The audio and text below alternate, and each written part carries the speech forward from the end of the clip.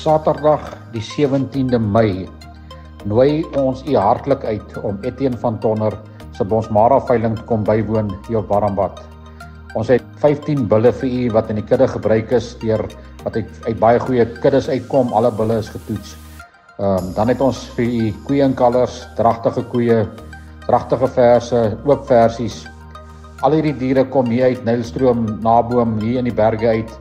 So hartwater, suurveld, goed aangepaste diere wat enige plek in Suid-Afrika sal aanpas.